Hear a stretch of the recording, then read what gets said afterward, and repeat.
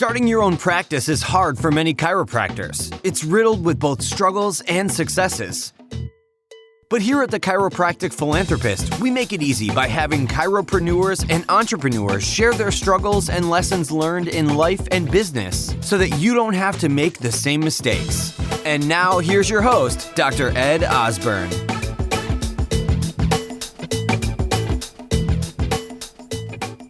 How amazing would it be if you could practice because you want to, not because you have to? Learn how to improve your cash flow and increase your passive income now. Go to moneyripples.com or find their podcast, The Chris Miles Money Show, to learn more. All right, TCP listeners, I have an incredible guest today, and that is actually Carlyn Boldt. Carlyn, how are you doing today? I'm doing great. Thanks for asking. I'm actually really pumped for this discussion because I kind of love design. Whether it's designing, websites and funnels. I find office design fascinates me too. And I see some really beautiful offices out there, but then I also see a lot of offices that need a lot of help. So let's start with this. Let's learn a little bit more about who is Carlyn. Let's start with that. Why don't you tell us a little bit about who you are, and then we'll head into the conversation. Okay. So I am a degreed commercial architectural interior designer, not a chiropractor. Have been doing design for a long time, graduated in 1980. So that gives you some background. But we have a business. My husband and I work together, have a business named Crossfields. And we design specifically chiropractic and holistic healthcare practitioners' offices. And that's all we do. So I have a staff and we do it virtually all over the country for the last 11 years. So what was it that attracted you to working with health professionals? I mean, doing design, I'm sure you could have gone into any sort of a niche specialization, but you felt health professionals was your space. Well, not just health, but holistic health. Holistic health. So, holistic health. So, and specifically starting off 100% chiropractic. So, this story is that my father died of, I'm going to say he died of chemotherapy when I was 23. I'm sorry, he got sick at 23. And that started me on an understanding of started me not trusting the medical profession way back then. And then when I had a child, she was 2 years old and had chronic tonsillitis, and her pediatrician wanted her tonsils out. So I didn't know any better, but I didn't want a child at 2-year-old to go under the knife. So I avoided it. And fortunately, I met a chiropractor, several chiropractors, as a matter of fact, but one of them was a student at Life University. We're in the Atlanta area. And she talked me into coming in. She was my daughter's babysitter's roommate. Wow. And Dr. Karen talked me to bring Lauren in. And we went through adjustments about 2 or 3 months into adjustments. And she came down with tonsillitis again, but I didn't take her to the pediatrician. I did everything Dr. Karen told me to do. And that was 32 years ago, and she still has her tonsils. But Wow. that opened my mind and opened my understanding of the power your body has to heal itself through the proper taking care of itself, specifically chiropractic. So that started me on a chiropractic personal journey. And then in 2003, being a designer in the Atlanta area, I was asked by Life University to help them. Actually, that was in a bad time in the university, and it was about reducing their space. It was between presidents. And then when Dr. Reitman came on board, he asked us, how can we help elevate the profession, elevate this university by elevating the space? He understood that the quality of your space is directly related to your success and vice versa. So that was the path. And we started, and my husband and I seriously were on campus 80% of our time at some points doing all kinds of facility design, all kinds of analysis, studies.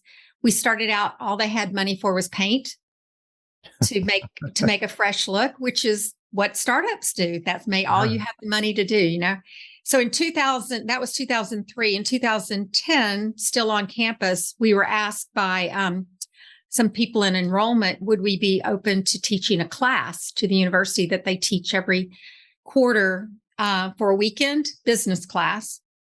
And so we were excited and we were pumped, and we wanted to express to this community that we'd gotten involved in, understanding their business philosophy of struggle and how to get my name out and it's like, you need to look your part. You need to show up first class for people to respect you, because this was 2010. It was very hard to find. You could Google chiropractic offices. I told our clients, don't Google them for images because you won't find any good looking ones. Yeah. Now you will. So I hope that we were a piece of that getting started. But it was the idea that if you elevate your space, it elevates you and it elevates your image and it elevates everything so that people are respectful of you.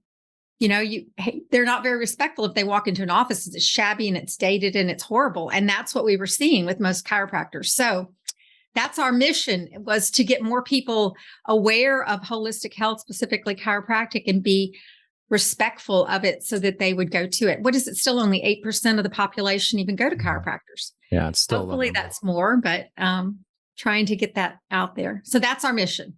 What a wonderful journey, though, like going from a place, and I hear these journeys, and sometimes people become designers, and sometimes people become interior designers, and then other people become chiropractors.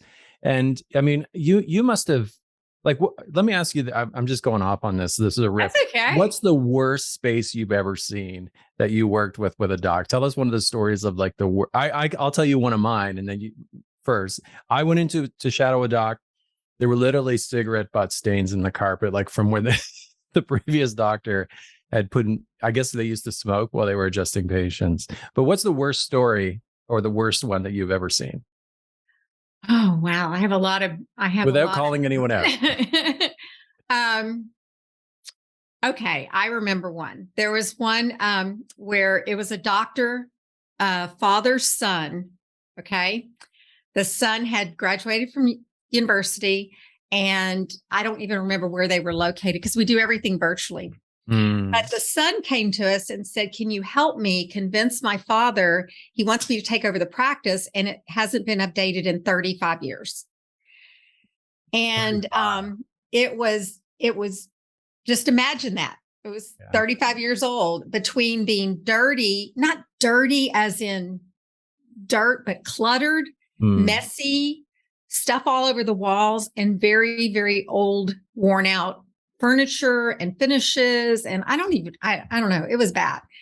And so it was an interesting process, because we had to talk to the father, and it was like the son was using us as a catalyst to get his father to do something. Yeah. So we did, he did let us so that his son could take over, because I think his son gave him an ultimatum and said, I'm not going to take over unless you allow me to do something. So that was probably the worst, or one of the most amazing transformations. Pretty easy transformation, because it went from so bad, to so good. So I remember that. And, we love quotes. We love affirmations. We love words of positive meaning. Now, one of the quotes you kind of already kind of dropped that quote, but would you drop it again? Because I want to segue into a conversation from there. Okay. So when we did our class, my class started out by saying the quality of your space directly impacts your success. Yeah. Yeah. Directly. And that's not just for chiropractors. That is why I'm in commercial design. So I can talk about that a second if you want me to. I think it includes your living space, right? It does. At least to me. I mean, maybe some people don't care, but to me, it matters. I work from home though too. But it does matter. It does matter. It does. Yeah. So let me ask you this then. I mean, how important is it, or how vital is it for people to have a positive first impression of your office? Because I think the first thing is what does a patient see when they walk in the door? What do they feel? Right? How important is that? Oh, it's 100% important. It's amazingly important. So just think about think about retail stores. I like to talk about. So when we talk about commercial design inside of a chiropractic office, it's definitely healthcare design. And we definitely focus on flow and efficiency and effectiveness. That is form follows function. I guess that's another quote I could say. Form follows function is a philosophy that we live by. So we have to get the function right. But form and function cannot be separated. They flow together. They connect together. So you've got to think about the form or the three-dimensional space while you're doing the function. Okay. So you got the function down though. But one of the things that you want to think about is in retail design, that's encouraging people to purchase. So if you think about when you go into a store and you're looking for a product, if that store and the product that you're looking for are not congruent with each other, then you're going to have a hard time purchasing. And retail establishments understand this. So they hire designers every day to help them create the environment that encourages the purchase that they're trying to make. Now, that doesn't mean, when I talk about in classes, we can contrast between Walmart and a high-end department store. Yeah. Okay. Walmart very, very intentionally designs their space to be the low price leader. Very intentionally. The way their lighting is, the way their signs are, everything encourages that mentality that I'm going to get a deal. I'm going to get a deal. Okay. Yeah. Very much so. They have a lot of money, very much on purpose. Very much on purpose. Go to a high-end retailer and you walk in and it's the opposite. And very high-end, very high dollar. You don't see prices everywhere. The colors are very muted. The lighting is very soft. You expect to get great service. So it's the intention of the space that's important. And for chiropractors, we don't really want you to be Walmart or the high-end department store. Most of you are trying to serve a lot of families, but it's being very intentional.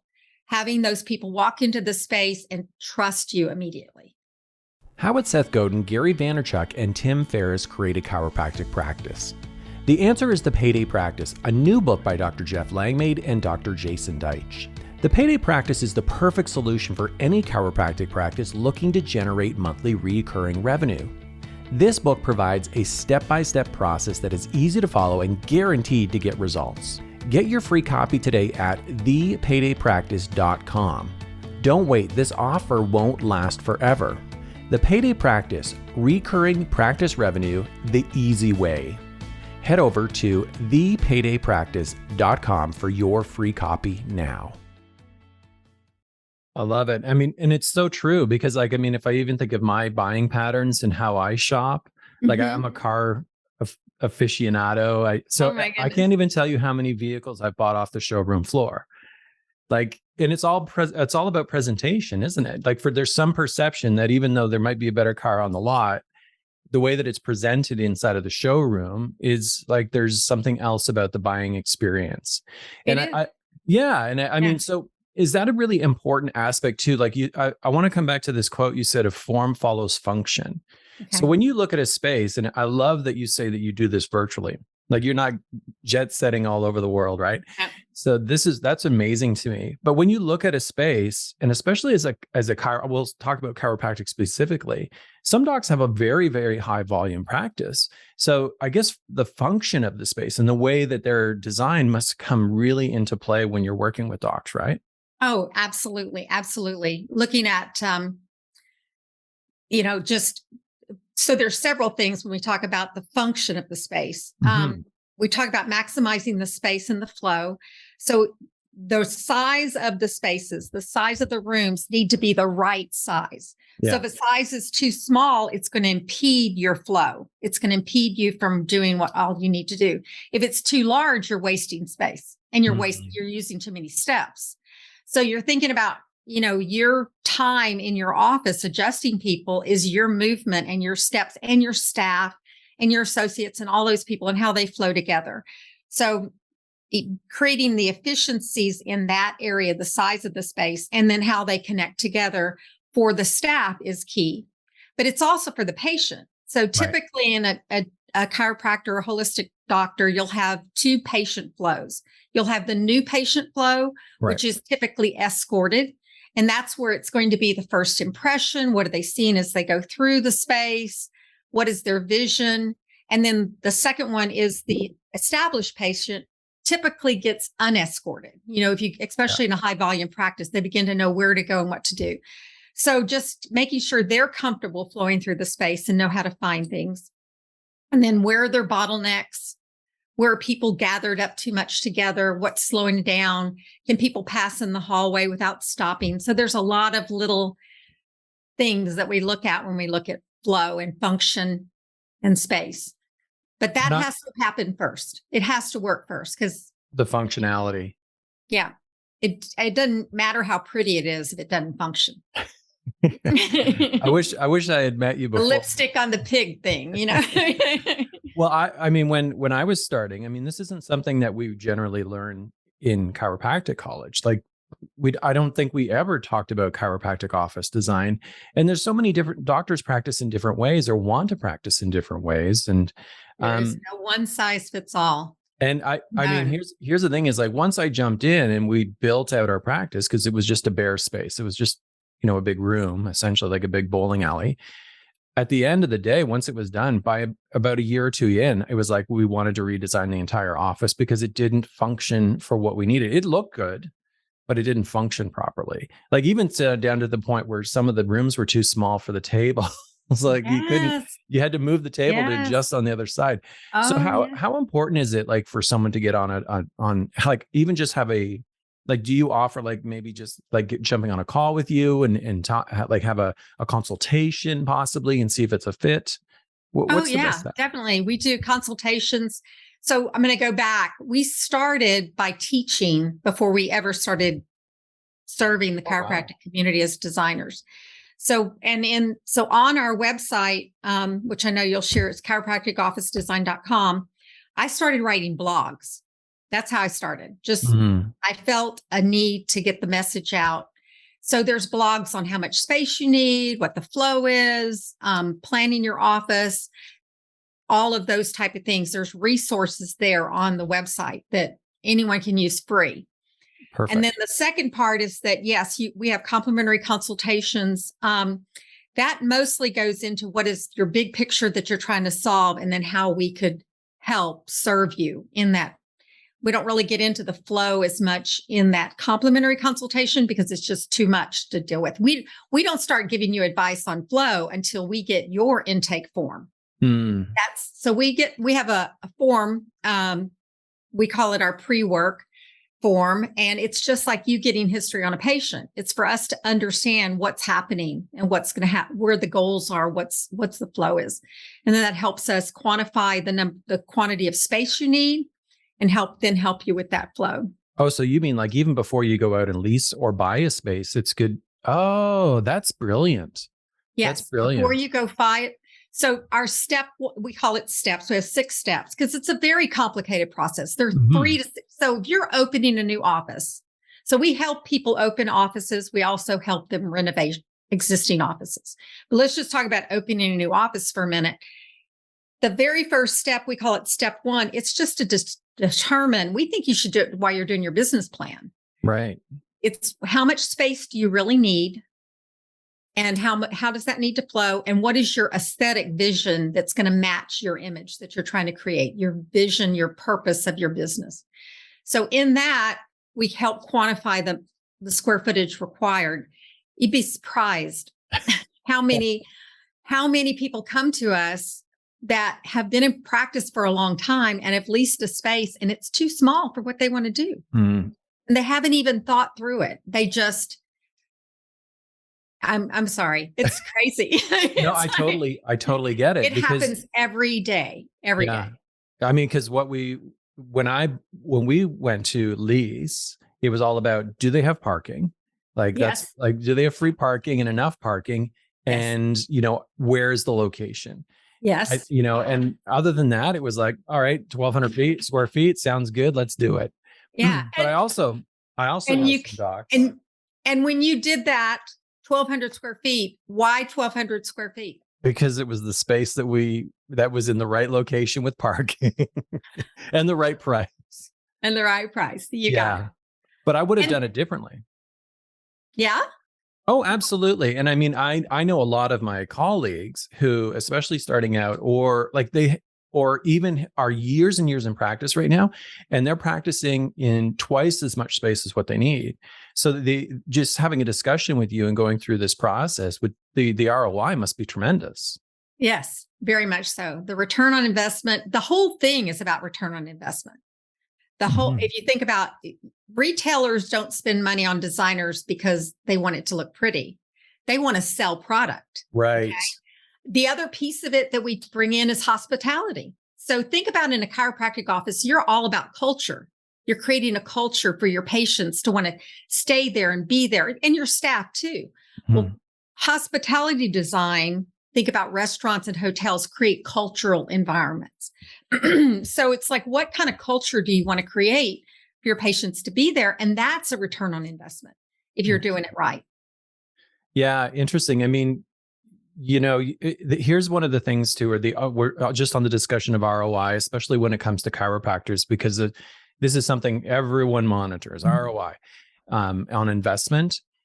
But it's very difficult to put an ROI on that investment, right? On having your office set up properly or functioning properly, because you can't, it's almost like immeasurable, it's intangible, right? But everyone should understand that it makes a massive difference. Yes, it is relatively intangible. It's like an attitude, putting on an attitude. It's hard to really quantify what that did to change what your outcomes were. But we all know that the right attitude will change the outcome. It's like putting on a nice suit to go somewhere. And just that whole elevation of your mindset. So some of it is that, some of it, because it's psychology. Space is psychology. Yeah. It's not quantifiable. There's a psychology of color. There's a psychology of lighting. There's a psychology of elements within the space. Like really tall, skinny spaces will make you stand up, and certain balance will make you have more respect. And there's all kinds of tools that we use to create that end result of what you're trying to do. Right. We do see somewhere between a 10 and 20% increase for people that modify their space, just in immediate revenue. Wow. So that would be either they can increase their fees or they can, see more volume, like they'll see more people or attract more people to their space. Yes. That's amazing. 20%. Yeah. But it's all relative to where they're starting and where they're going. So sometimes but that's the best numbers we could come up with. Yeah. Do you ever find, and I see this a lot with, because we design, digital real estate, you could say digital space. Okay. There's a lot. Do you have clients sometimes who are like, they want to design it a specific way? Like they're like, they have a concept in their mind when they come in to working with you and they want it a very specific way. They want colors and you just know, hey, this isn't really going to work. Does that ever happen for you? Yes. Yeah. Yes. I will say that most of the people that come to us most of the people that come to us that really work with us are people that understand that that's not their gifting and understand that's not their, what I want to say, they may have some gifting in it, but that's not their genius zone. That's not what they're doing as a practice. You know what I'm saying? It's like going to a CPA that helps you with tax, planning. That doesn't mean you don't know anything about it. Right. It just means that you're trusting someone else to guide you through it. So we don't ever design for ourselves as designers. Commercial designers never design for them. Good interior designers never design for themselves. They're always looking at whether it's residential or commercial. What is the goal of that person? And that design happens for that. But yes, we do. It's hard. Sometimes we have people come to us that are, they'll tell us they're closet designers, and most of the time they actually have a really hard time making a decision. Most of those do. So, but they're all over the place. And I will say this, some of my favorite chiropractors are great at design, and chiropractors have a tendency to be kind of a Renaissance person anyway, right? So there is that gifting that just does come up, and they pretty much do know, but I love it. Yeah. No, and just my experience of working with so many docs is they're very creative people as well. Like you're saying, like the Renaissance, they're good at a lot of things. Right. Yeah. Right. So I want to make sure that we do get the website out again. So it's chiropracticofficedesign.com. And I'm going to encourage docs, like to reach out, at least to head over to your website, check out your blog, maybe connect with you, or if there's a contact form. I think it's so important that we elevate. I love this, like elevate the space, elevate the profession. And that's really what our whole purpose is here with the chiropractic philanthropist, is to support the profession. So just as we kind of transition in the conversation, we do have a TCP time machine. It's kind of cheesy, but I'm going to put you in here, but I'm going to turn the question around a little bit for you. So we're going to put you in the TCP time machine. We're going to send you back to a younger version of yourself. Now, this is right after you came out of design school. You went to design school, right? You have you have your degree. Yeah. So if you could meet that younger self, right? You have all the experience and life knowledge, everything that you have today. But if you could meet that younger self, what would you say to that person? Oh my gosh, I'm I'm old, so I have a lot to say to that person. I'm a grandmother, so there we go. So what would I say to that person from a business standpoint? Just from a business standpoint. Business or life, anything. Yeah. Okay. Best advice. The best advice is to learn. So I know chiropractors say this all the time. They get out of school and they don't know anything about business, and they make it bad for the school. No profession teaches you business in school. They teach you to get your license. Yeah. They teach you what they need to so you can get out and practice the profession. If you want to be in business for yourself, which I did at a very early age, you need to learn business. Yeah. And I would have learned business faster. I Yeah. really didn't understand what it was. I went into business for myself pretty early on, but I really just owned my job.